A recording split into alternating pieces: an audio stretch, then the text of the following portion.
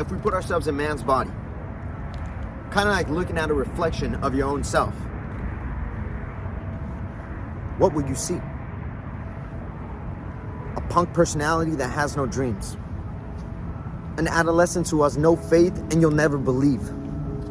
A smart aleck who never strives for respect but believes, why should I give respect when the world only chooses to respect less?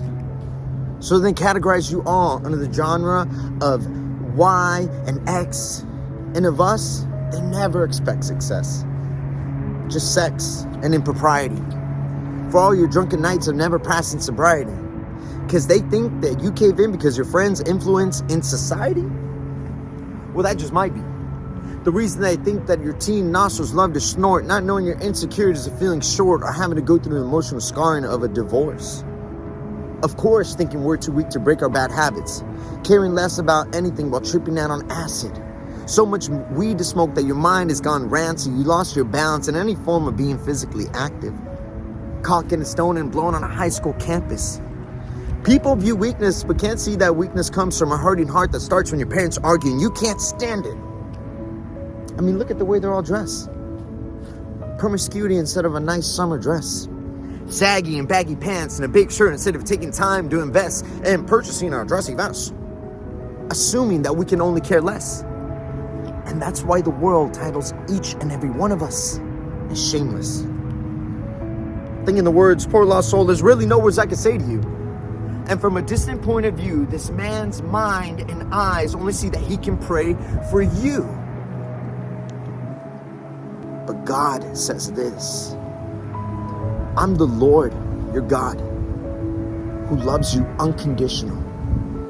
And although I may not be visible, and although I'm not there in a sense that is physical, the love I have for each and every one of you is so much more than just spiritual. My children, I love you. Even before the dawn of creation of the galaxy and the earth. You see, the truth of reality is I've loved you since before your birth. And it saddens and breaks my heart, for you will never know the real meaning of your worth. For as long as you work to search for my face and my kingdom, loving eyes is what you will always be seen from. Now look through my eyes, and I'll tell you what can be perceived. Appear with ambitions that can be achieved. For as long as your mind is set on the goal, and by keeping the key of self-control, anything through Christ can be accomplishable. My friend, God has given you an amazing opportunity to change the way you're living. But even myself, I still continue sinning. But before the eyes of God, I can stand forgiven. But yet, why am I making stupid decisions of different renditions and repetitions of simple acts? I mean, some of us have friends on crack or lost souls that needed a reality attack. So I say, God, listen as I pray to you. And Satan, listen as I say to you. That I and my generation over God and under one nation vow to you to change the views or perceptions of one's eyes, to change one's life, to unveil God's truth and reveal Lucifer's lies. See, I glance into this crowd and I see leaders and teachers and speakers of positivity with the mind of creativity, knowing your capability and your ability of knowing your own level of potential. You're an individual of influential. So it is essential that God becomes somewhat of a controlling central of your every being.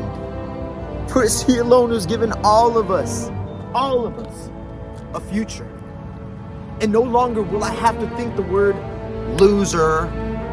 For no longer will I have to bear the shame of carrying that kind of name. And I speak life into you. Whether you're a punk rocker, hip hopper, just even Amazon shoppers. I look at you, my generation. I see a generation of pastors, athletes, psychologists, doctors. I view you, my generation, and no longer see little boys or girls, but men and women of God. That if we make an effort and if we all come together, we can change the entire course of the world. And that's what I see when I look at you.